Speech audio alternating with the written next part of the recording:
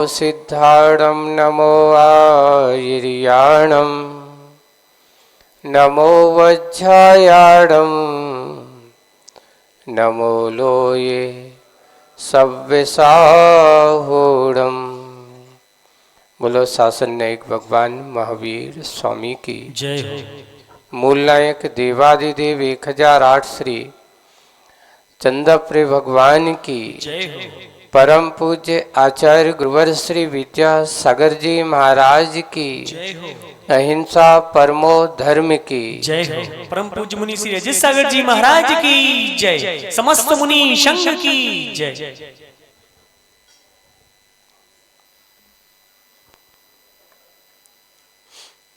प्रसंग पाप निधि और पुण्य निधि की बात कही गई थी कल कि जब जब हम क्रोधादि कषायों का भाव करते हैं उस समय आपके अंदर वो कषाय रूप परिणति आपको पाप निधि की ओर ले जाती है। और जिस समय हम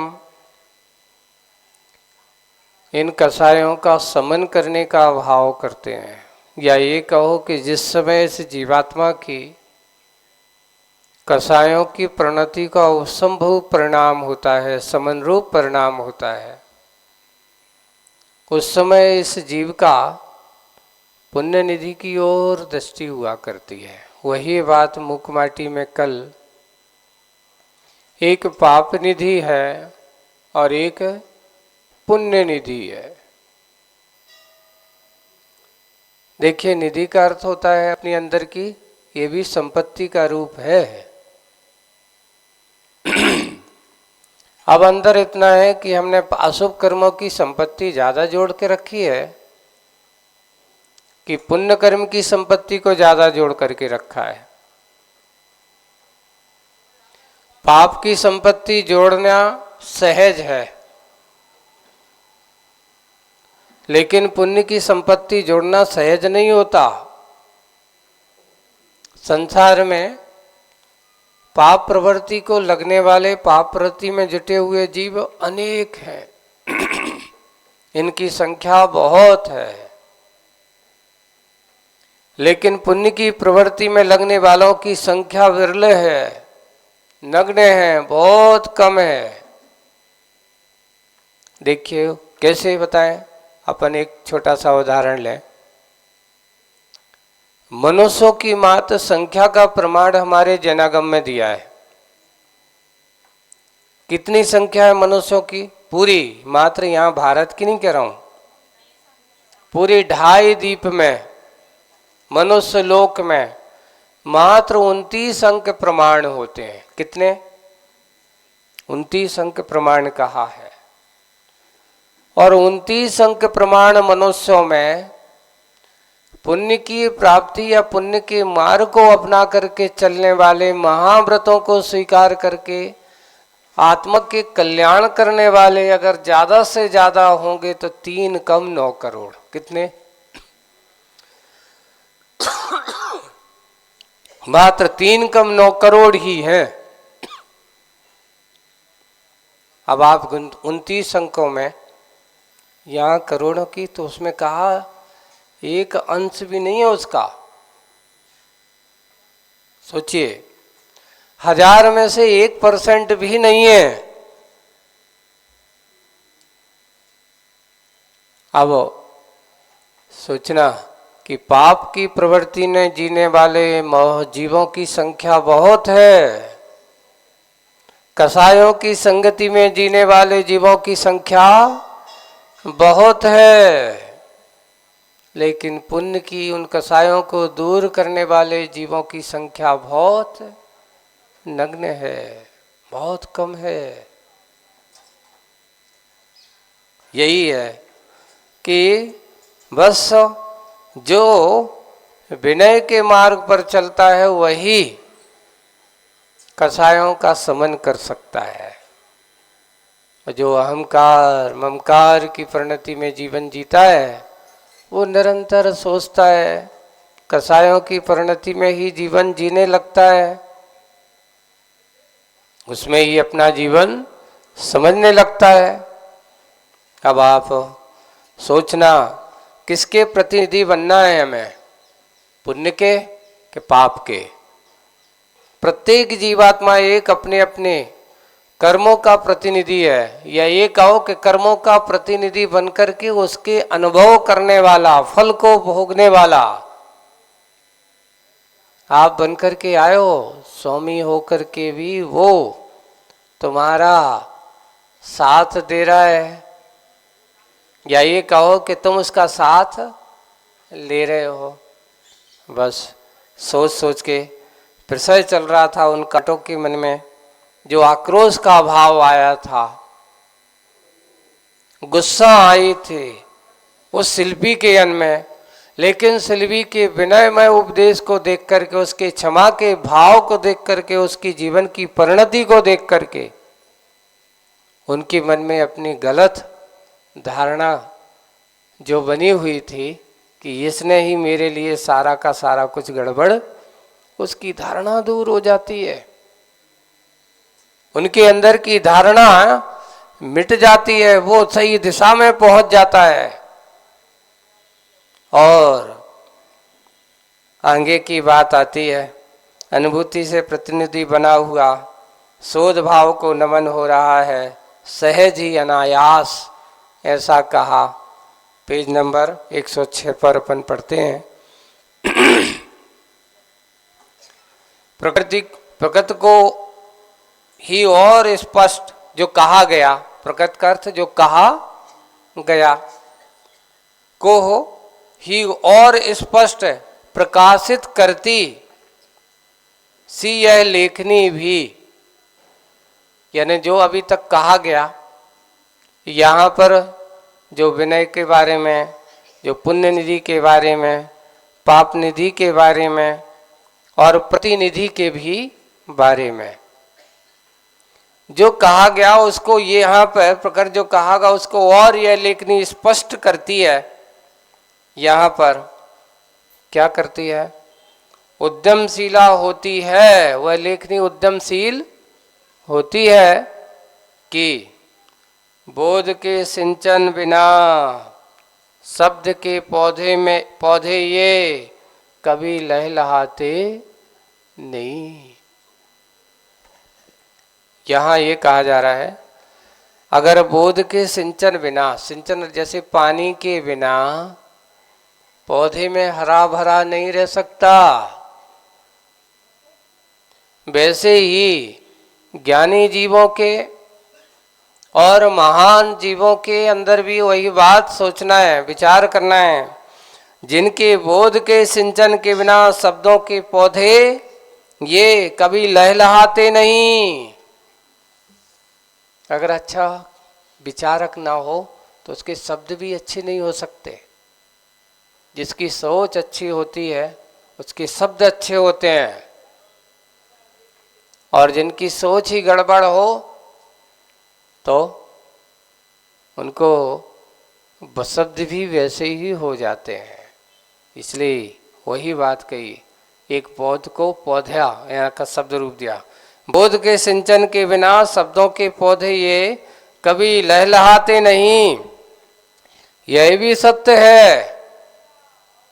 क्या सत्य है? यह भी सत्य है कि शब्दों के पौधों पर सुगंध मकरंद भरे बोध के फूल कभी महकते नहीं। मात्र शब्दों के पौधों पर, यानी वाणी और सुगंध। अगर वो शब्द हैं, बोलने तो बहुत सभी बोलते हैं। एक शब्द दो इंद्रिय जीव का भी होता है ना, चिड़ियों का भी होता है, पशु पक्षियों का भी होता है। बोलते तो सब हैं, पर सभी शब्दों के पौधों पर सुगंध मकरंद भरे बोध के फूल कभी महकते नहीं। फिर भी संवेद स्वाद फलों के दल दौलात कहाँ कब होंगे? जिन पे फूल नहीं महकते वहां पर फल भी नहीं लगते। ये तो बात है। अच्छा फूल है तो फल भी अच्छा होगा, अगर फूल ही दुर्गंधमय है तो फल भी वैसा ही कड़वा होगा। किसी ने एक और आगे आचर्षी ने, कभी कभार कुछ फूलों की सुगंध तो बहुत अच्छी होती है पर स्वाद अच्छा नहीं होता। जैसे वो एक उदाहरण है, फूल नीम का महकता, आचर्षी ने दुआ लिखा है, फिर भी कटुक, किंतु कटुक स्वभाव ऐसा उसका है, स्वाद ही है। आप देखना फूल, जब नीम का फूल सुबह सुबह महकता है उसकी गंध बहुत अच्छी होती है, हैं? उतनी खराब नहीं, महकता, लेकिन थोड़ी सी गंध उसकी ज्यादा अच्छी तो नहीं रहती, लेकिन फिर भी महकता तो है। लेकिन महक जैसी होगी वैसी चाहक भी उसकी, स्वाद वैसा ही होता है, कटुक स्वाद भी उसका आता है। अब आप कहो कि उसका स्वाद मीठा हो जाए, तो मीठा स्वाद नहीं हो सकता, कड़वा ही रहेगा, कड़वापन के साथ ही वह रहेगा, उसका स्वाद नियम से कड़वा ही आएगा।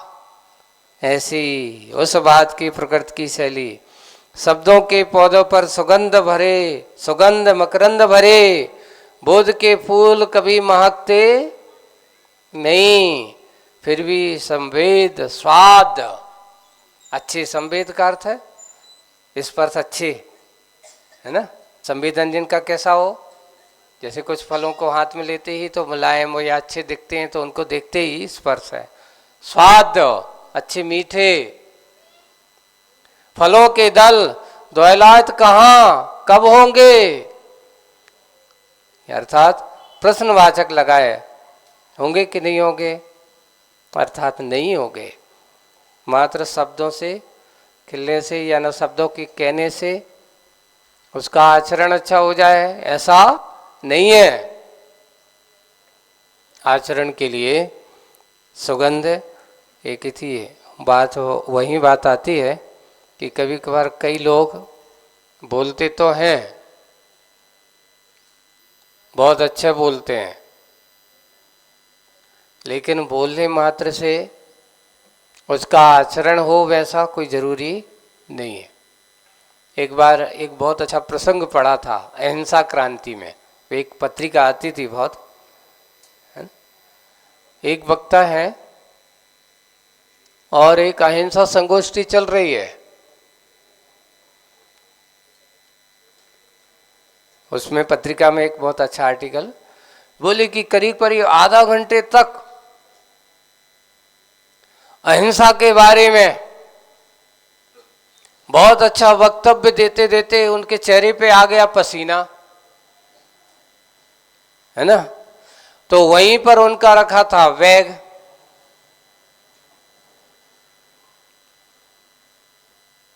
अब उसी के साथ साथ क्योंकि लोग उनके आचरण में अहिंसा नहीं थी, किसमें अहिंसा थी, मात्र शब्दों में अहिंसा थी, और बोलते बोलते उन्हें ध्यान नहीं रहा और उन्होंने अपने उस बैग में से अपनी एक नैपकिन निकाली। अब हुआ ये कि घर से जब वो आए थे तो नाश्ता के रूप में उन्होंने अपनी ये कुछ उबाल करके लाए होंगे, उसमें रख दिए होंगे अंडे, और जैसे ही उनने वो निकाली तो एक उसके साथ निकल करके बाहर आ गया। मंच पे जो भी वक्ता के देखा, ओहो ये तो अहिंसा इनकी मात्र काय की है, दिखावो की सब अहिंसा है, आचरण में अहिंसा नहीं है। आज वही हो रहा है, बड़े बड़े वक्ता बड़े बड़े अहिंसा के बारे में विचारों का विचारक वक्तव्य दे रहे हैं, सत्य अहिंसा दया की बात कर रहे हैं, पर उनसे पूछा जाए कि भी दया के पास, अहिंसा के पास, सत्य के पास कितने हैं? बोले शब्दों तक, दूसरों को बताने तक। ये अहिंसा धर्म हो गया उनका, ये अहिंसा की परिणतियां हो गई। वही बात यहाँ कहीं ना कहीं, शब्दों के पौधे पे मात्र सुगंध मकरंद।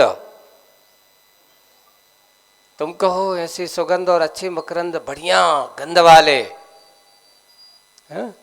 मकरंद से युक्त स्वाद वाले बोध के फूल कभी महकते नहीं है। और फिर जहाँ वो फूल नहीं महकता वहां पर क्या संवेद अच्छे मुलायम स्वाद वाले फलों के दल द्वैलायत होंगे, उनको कभी फल मिलेगा? बोले कि उनको कभी कुछ भी फल मिलने वाला नहीं है। इसलिए कहने की बात ये कही जा रही है यहाँ पर कि मात्र शब्दों में कहने से आपको आचरण की बात हो ऐसा कोई जरूरी, कहो पर पहले करो।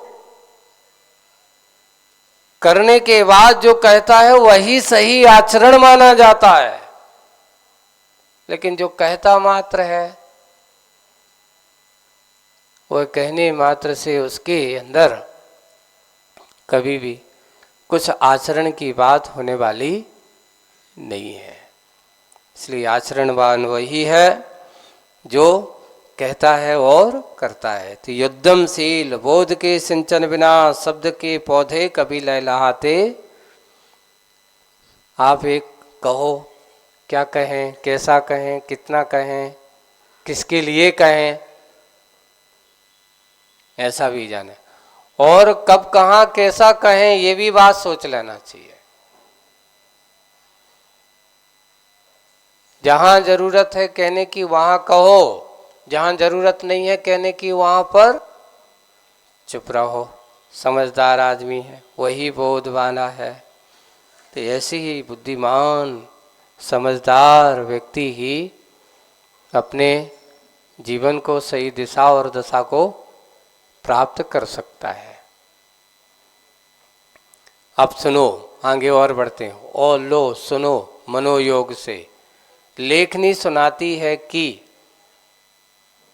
तुम्हें अच्छे से, और लेखनी क्या करती है?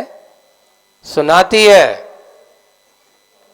लेखनी सुनाती है कि बोध का फूल जब ढलता बदलता जिसमें वह पक्को फल ही तो शोध कहलाता है।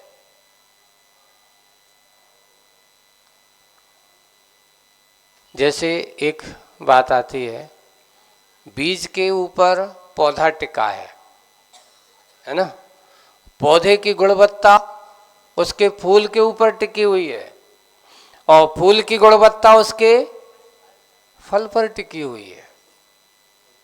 प्रायकर अभी कई दिन मैंने अभी कुछ बताया महाराज, कुछ समय से पहले अभी एक कुछ लोग आए थे।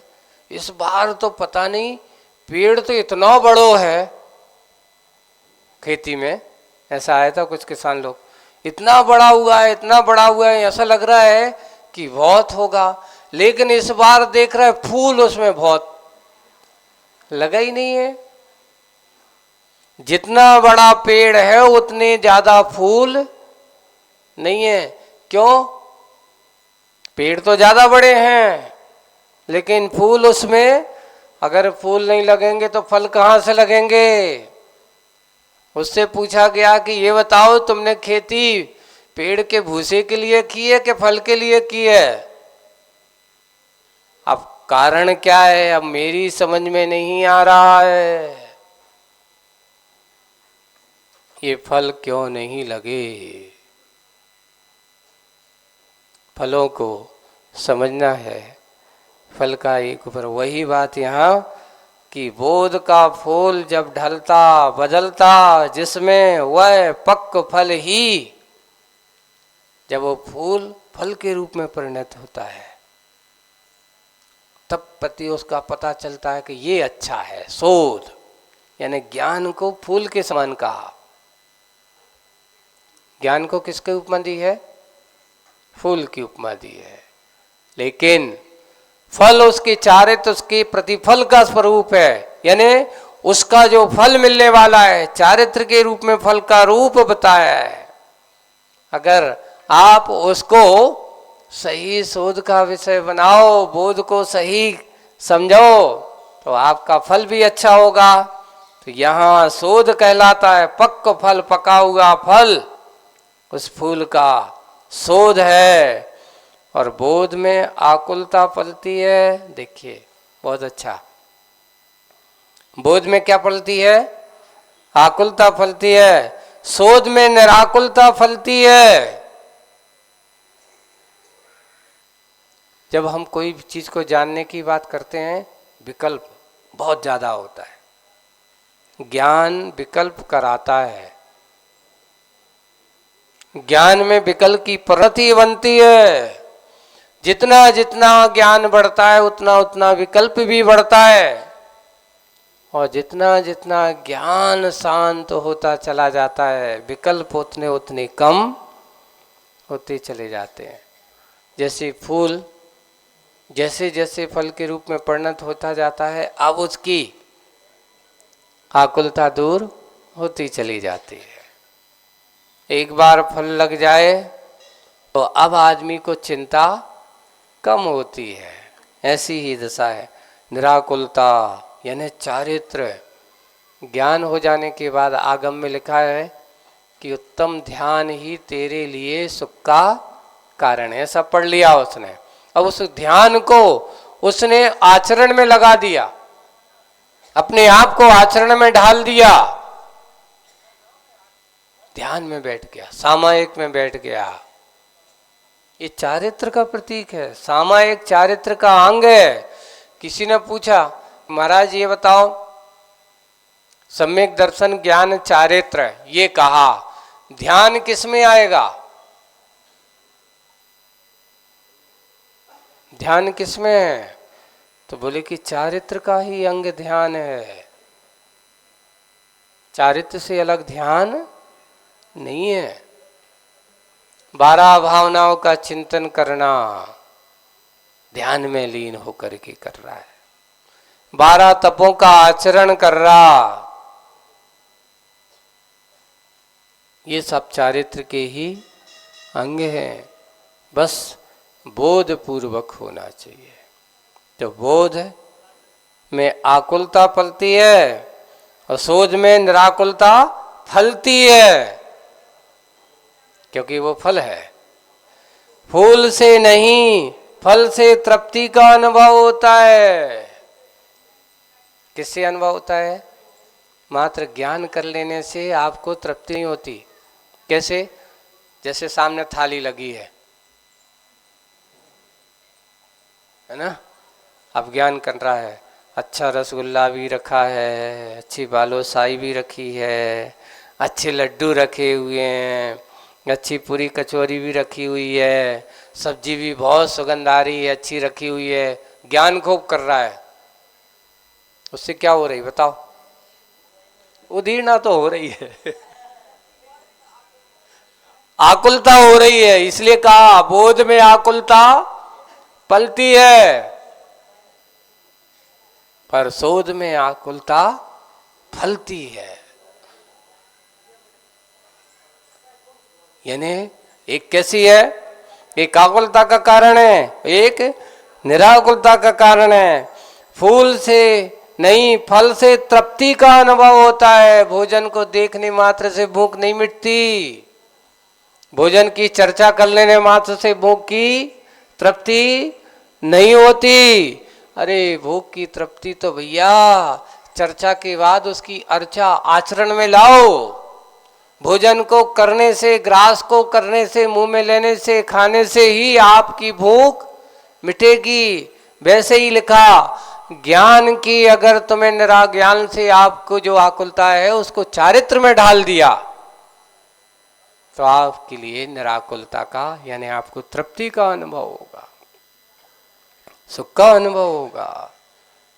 तो इसलिए तृप्ति का अनुभव होता है। इसलिए फूल का रक्षण हो, क्या करना चाहिए? फूल का रक्षण हो और फल का भक्षण हो। हाँ हाँ, फूल में भले ही गंध हो पर रस कहाँ उसमें। फूल में गंध तो होती है, फूल में गंध होती है, सुगंध होती है, पर रस कहाँ उसमें। फल तो रस से भरा होता ही है, साथ ही सुरभि से सुरभित भी है, अच्छी गंध भी होती है उसमें। चारित्र में दोनों मिलेंगे आपको, गंध भी मिलेगी, सुगंध भी मिलेगी और स्वाद भी मिलेगा, अनुभूति भी होगी।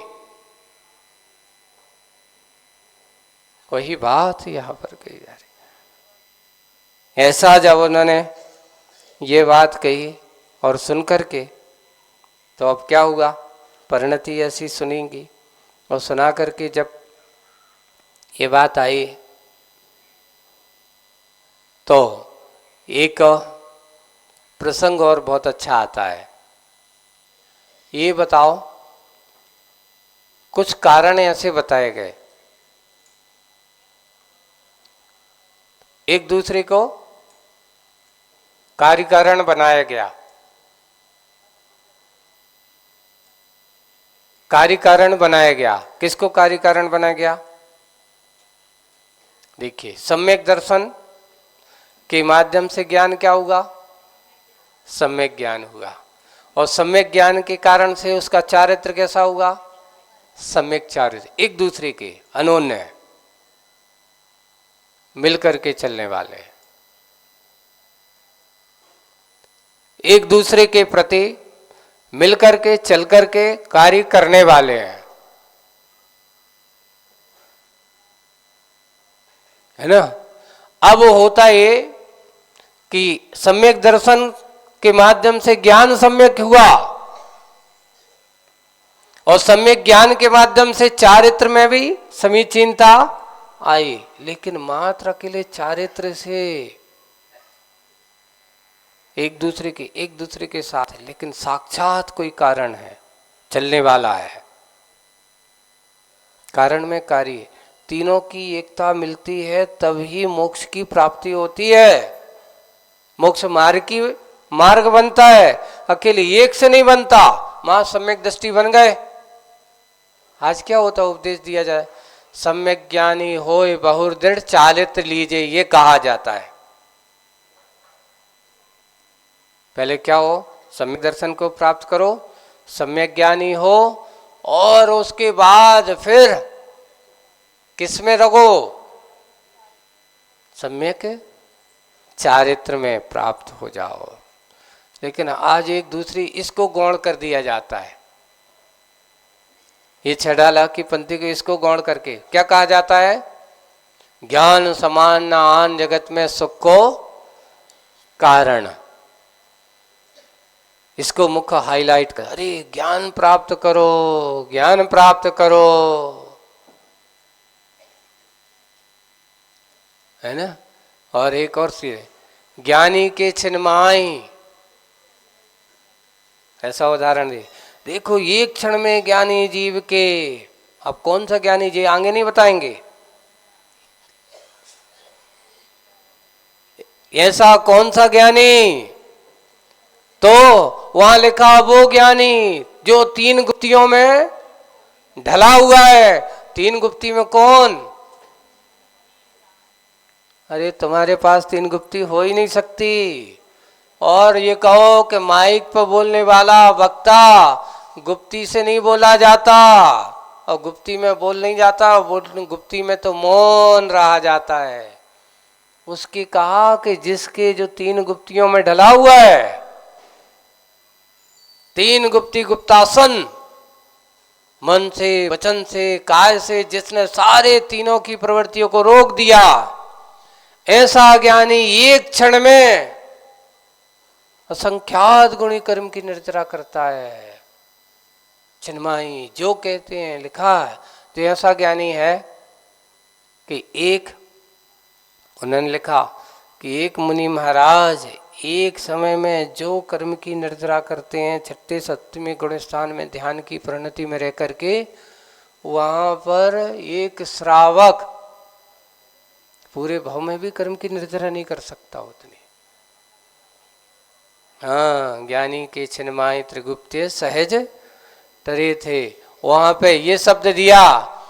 ऐसो वर्षों तप करने के बाद भी उस श्रावक उस कितनी कर्म की निर्जरा नहीं करता जितने एक मुनिराज तीन गुप्ती में गुप्त हो करके अपने ध्यान की परिणति में लीन हो जाते हैं। उस समय वो कर्म की निर्जरा, संख्यात गुणी कर्म की निर्जरा कर जाते हैं उससे। यानी पूरा उस गृहस्थ अणुव्रति का एक जीवन एक तरफ, और उन मुनि महाराजों को जो तीन गुप्ती में ढले होकर के ध्यान की परिणति में रहते हैं, उनका जीवन एक तरफ। ऐसा स्वभाव, ये परिणतियां यहां कही गई हैं। ऐसी परिणतियों को देखा गया है। वही बात यहां पर भी कि मात्र फल का स्वाद जो आएगा बिना चारित्र वाने वाले को नहीं आने वाला। मात्र ज्ञान की चर्चा करने वाले को स्वाद नहीं मिलता। सदुपयोग की चर्चा करने से सदुपयोगी नहीं बनता। उसको तो उस सदुपयोग की परिणति में अपने आप को डाल करके आचरण में लाना होता। पर सदुपयोगी बनता कैसे है? तो सबसे पहले तीन गुप्ती की दशा को तो जानिए। मुनि महाराज के पास ही गुप्ती होती है, अच्छे वक्ताओं के पास गुप्ती। जिस समय मैं बोल रहा हूं मेरे पास भी अभी गुप्ती नहीं है, भाषा समिति तो है। समिति में बोला जाता है पर गुप्ती में बोला नहीं जाता। वहां तो बैठे हुए मौन ध्यान की परिणति है। इसलिए वो ज्ञानी जीव ही एक क्षण में इतनी कर्म की निर्जरा करता है। छिन्माई, जो तीन गुप्तियों में ढला हुआ है, अर्थात वे मुनि महाराज ही हैं। बोलने वाला नहीं होता है। पर ज्ञान के समान अन्य जगत में सुख को कारण, पर कौन सा ज्ञान सुख का कारण है ये भी सोच लेना। चारित्र में ढला हुआ ज्ञान ही सुख का कारण है। असंयम की परिणति में ढला हुआ ज्ञान अहंकार ममकार का कारण होता है। वो सोचता है हमेशा मैं अच्छा बोलूंगा, इसलिए एक काम करो अच्छा सुनाओ। किसके लिए? इन लोगों को, जिससे लोग अच्छे प्रसन्न हो जाएं, है ना। लोग प्रसन्न हो जाएंगे तो फिर क्या करेगा? क्योंकि उसके पास चारित्र नहीं है, संयम की परिणति में डला हुआ है। और जब असंयम की परिणति में ढला हुआ ज्ञान दूसरों को तो सुना देता है पर सुनता नहीं है। वो ये अपन ने सुनी कि देखो एक व्यक्ति ने, एक विद्वान है, अब आगम की गद्दी उस पर बैठे हैं, मंदिर में प्रवचन चल रहे हैं, है ना। प्रवचन चल रहे हैं कि भटा खाना बहुत हिंसाकारक है, कभी नहीं खाना चाहिए, कभी नहीं छूना चाहिए। अवक्ष कहा है, इसमें जीवों की हिंसा होती है, मादक होता है, उत्तेजक होता है, आदमी को प्रमाद कारक होता है। इसलिए श्रावकों को इससे हमेशा क्या होना चाहिए? दूर रहना चाहिए, इसको खाना नहीं चाहिए। अब हुआ है स्वयं बोलने वाला सबसे पहले खाता था, उसको जो रोज चाहिए थे। उनकी श्रीमती जी सुन रही थी प्रवचन, आज तो बड़े अच्छा प्रवचन भाव, चलो एक सल्ले मिट्टी अपनी, है ना, एक सल्ले मिट्टी आज अपनी। मैं तो कब से सोच रही थी कि जो छोड़ जाए, और उसने आई जितने रखे थे उठाई हो जा करके गैया वगैरह खड़ी तो उनको सबको खिला दिया, फेंक दिए बाहर। पंडित जी आए हैं, क्यों हमारी सब्जी कहाँ है? बोले कि कौन सी? बोले कि जो हम रोज खाते हैं। बुलाओ। अरे अभी मंदिर में क्या कह रहे थे तुम? सब लोगों को क्या सुना रहे थे? तो उसको डांटते, चल झूठी, तेरे लिए समझ में नहीं आता।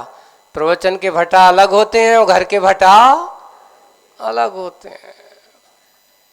आज यही दशा है आगे लोगों की कि कहना बहुत आसान है,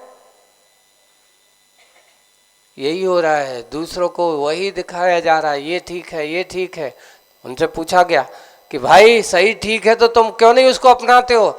अगर हम ऐसा कर लें तो भैया फिर हमारा होगा क्या? हमारी दुकानदारी चलेगी कैसे? घर गृहस्थी चलाना है महाराज। अच्छा बोलेंगे तब तो अच्छी विदाई होगी,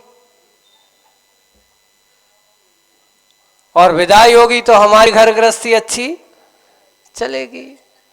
कुछ बोलने के लिए बोला जाता है, लोगों से अच्छी अपेक्षा रखने के लिए, पाने के लिए कुछ बोला। इसलिए कहा गया कि बोलने वाले पर भरोसा मत करो, पता नहीं किस देश से बोल रहा है, लेकिन भरोसा उस पर करो जो सही मार्ग पर चल रहा है और जिसका आचरण में दिख रहा है वो बोलेगा, तभी उसको स्वीकार करना चाहिए। आज हम इस बात पर गौर करना चाहिए। वही बात आचार्य जी ने आज नहीं, बहुत पहले मुख माटी में लिखते हुए आगम की इस बात को कहा कि मात्र फूल में भले ही गंध हो, पर रस कहाँ इसमें? बड़े बड़े ज्ञानी, बड़े बड़े अच्छे आगम के ज्ञाता आचार्य जी, एक बार बहुत अच्छा प्रसंग जब ऐसे ही चला, एक बहुत बड़े विद्वान जिन्होंने सतखंडागम जैसे ग्रंथों का संपादन किया, नाम नहीं लेते, और सुना कि इतना अच्छे उपसम, इतना बड़ा प्रकांड विद्वान, और उसकी अंतिम वृद्ध दशा में दशा ये हो गई कि इसने इतना सब ज्ञान का छेप सम पाया और छद विकसित जैसी अवस्था है। आचार्य भगवान को पता चला, उनके करीबी विद्वान से कहा कि भाई ऐसे व्यक्ति को संभालना हमें बहुत जरूरी है। देखिए कितना बड़ा आगम की सेवा करने वाला, अंतिम समय अगर मार्ग से च्युत हो रहा हो तो उसको संभालना हमें बहुत जरूरी है। जाकर के उनके पास गए, उनसे कहा कि भाई आपको गुरुजी ने ऐसा कहा है, आपको उनकी शरण में चलना है, अपने जीवन का कल्याण करना है। तो वो कहता है ये संभव नहीं है, मेरे मन में ऐसी कोई इच्छा, आखिर पागल हो गए। और विक्षिप्त दशा में उनका ऐसा अंतिम समय हुआ, सोच करके लोग सोचा कि ओहो ये मात्र ज्ञान ज्ञान की बात करने वाले जीवन में आचरण नहीं किया, चारित्र की ओर कदम बढ़ाने के भाव नहीं उठाए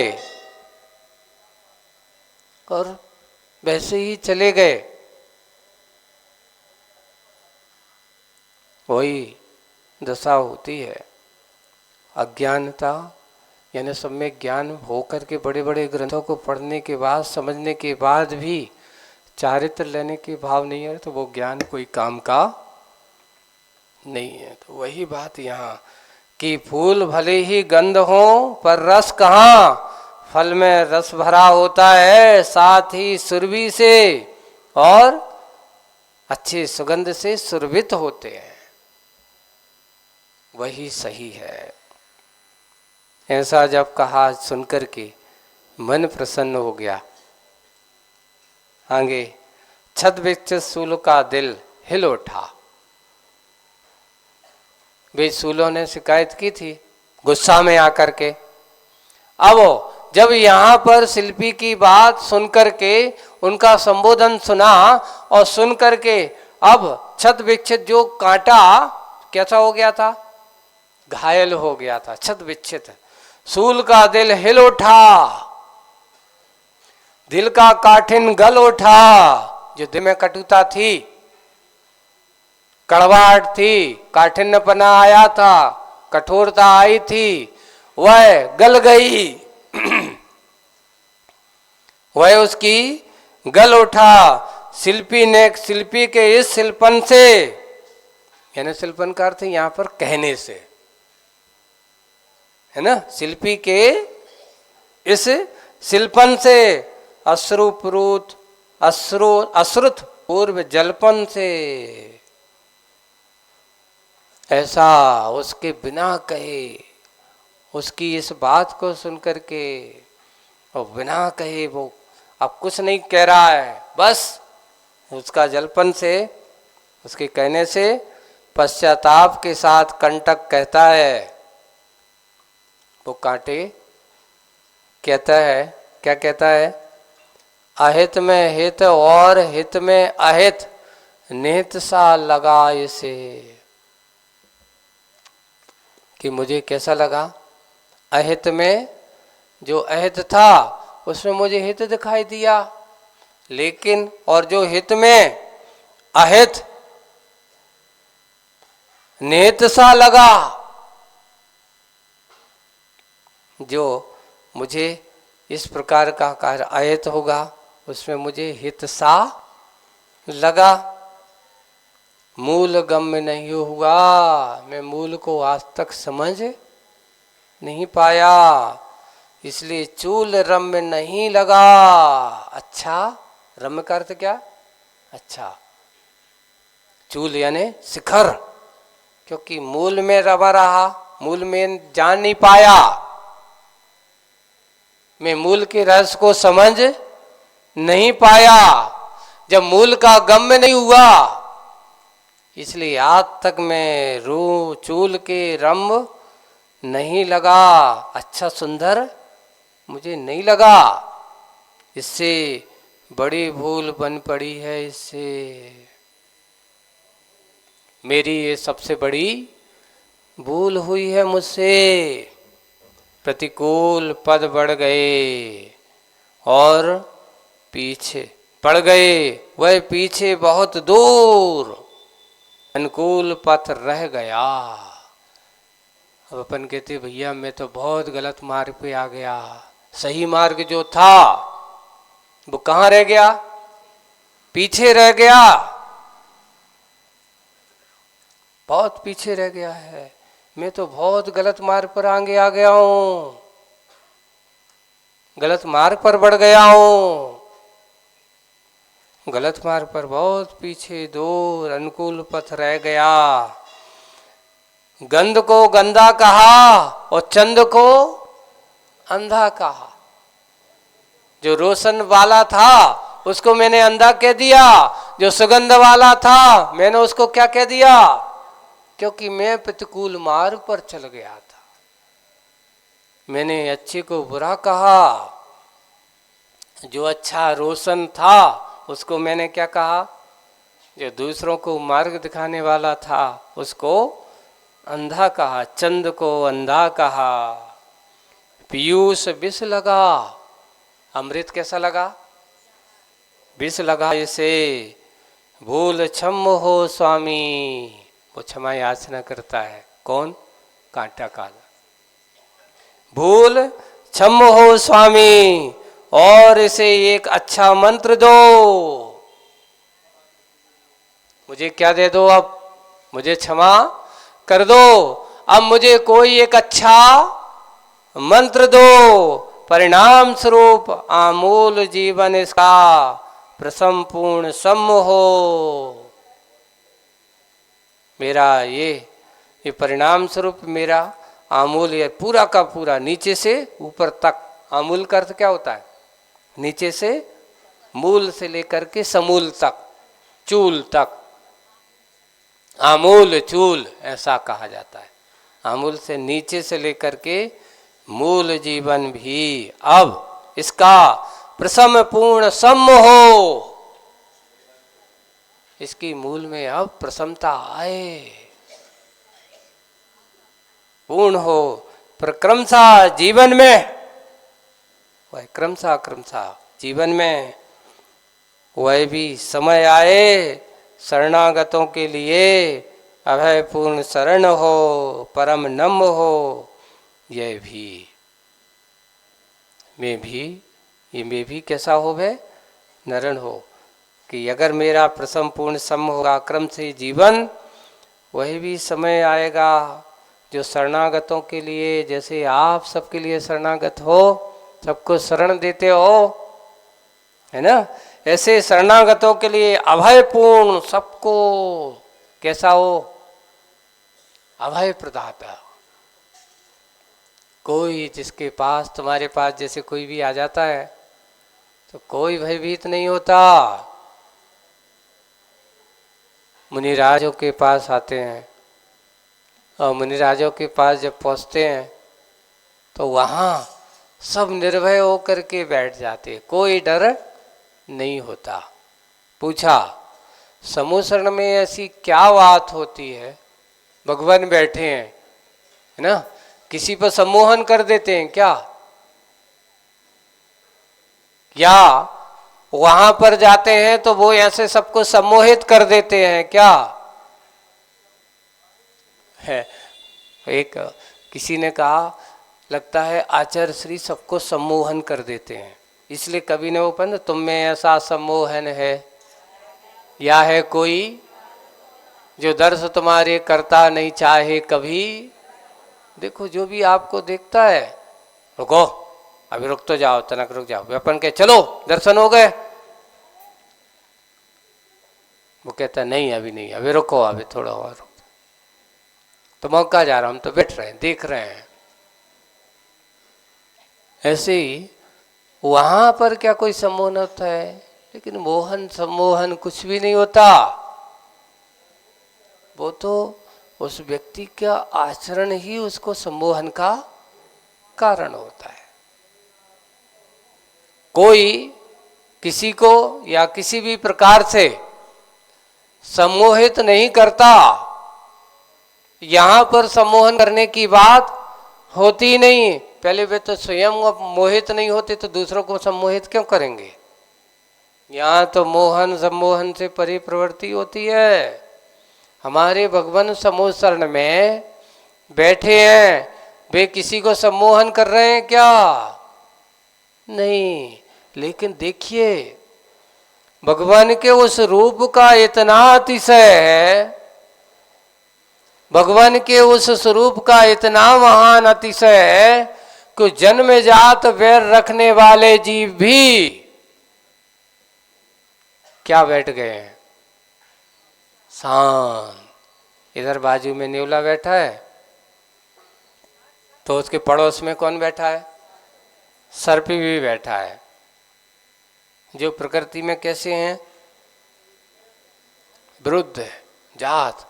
अगर सर्प दिख गया तो नेवला शांत नहीं बैठ सकता, उसके ऊपर आक्रमण करता है। बिल्ली बैठी है और बाजू में क्या बैठा है? चूहा बैठा है। ये हो सकता है? बल्कि समूह शरण में होता है, होता है। एक मेंढक है छोटा सा और वहीं पर एक सर्प बैठा है।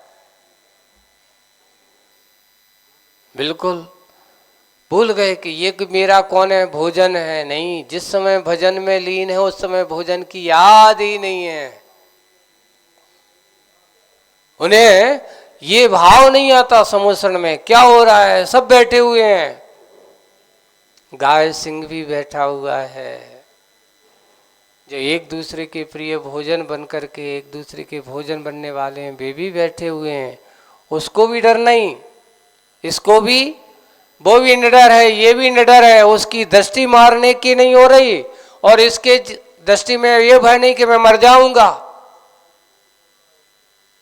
भय से परे है, निर्भय वही है। शरणागत को आप क्या कर रहे हो? आपने शरणागतों को अभयपूर्ण,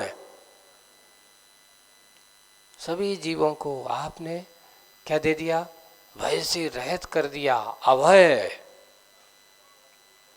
इसलिए पूर्ण शरण हो, ऐसी शरण जो दुनिया में और कहीं नहीं मिल सकती। भगवान जो आपके चरणों में शरण है वो अन्य चरणों में शरण हो ही, अन्यथा शरणम नास्ति, तुमेव शरणम मम।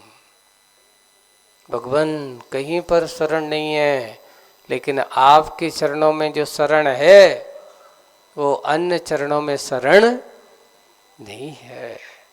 इसलिए अभयपूर्व शरण हो, परम नम हो, जय भी। और ऐसा वह नमन कर रहा है किसको? उस शिल्पी को, कि आप तो ऐसे अभय प्रदाता हो, आपके पास आकर के कोई डर हो तीन काल में संभव नहीं है, ऐसे अभय कारक है। बहुत अच्छा, आपका ऊपर से प्रणाम। बस आप तो एक अच्छे से हमें मंत्र दे दो। वो जो मंत्र कौन सा है? ऐसा मंत्र दे जो परिणाम स्वरूप हो, अमूल्य जीवन इसका, बिल्कुल मूल्यवान ये जीवन, प्रथम या मूलभूत जीवन इसका प्रथम पूर्ण सम हो। जैसा आपका है वैसा मेरा भी हो, और क्रमशः जीवन में वही भी समय आए जो शरणागतों को मैं क्या दूं? शरणागतों को, मेरे पास भी कोई आए तो मैं चुभाऊं नहीं। कांटा कह रहा है मैं किसी को चुभन ना दूं। शरणागतों के लिए अभयपूर्ण शरण हो, परम नम्र हो, यह भी नम्र बने, ऐसा भाव करता है। और कहते हुए शिल्पी के बोध का प्रभाव हुआ, उसने क्षमा याचना की है और कांटा भी निष्कंटक बन गया। देखिए क्या बन गया? कंटक भी निष्कंटक बन गया है। अब वह उसके मन में किसी पीड़ा नहीं है, कोई चुभने के भाव नहीं है, सारी पीड़ा से परे हुए दृष्टि उसकी बन गई है। ऐसा हुआ है निष्कंटक। इस पर शिल्पी कहता है, अब शिल्पी क्या कहता है? अगला संबोधन काटे की बात तो हो गई, अब शिल्पी क्या कहेगा? शिल्पी की बात अपन समझेंगे बाद में। आज बस इतना ही। बोलिए परम पूज्य आचार्य गुरुवर श्री विद्यासागर जी। कल रक्षाबंधन है ना? कल प्रातः काल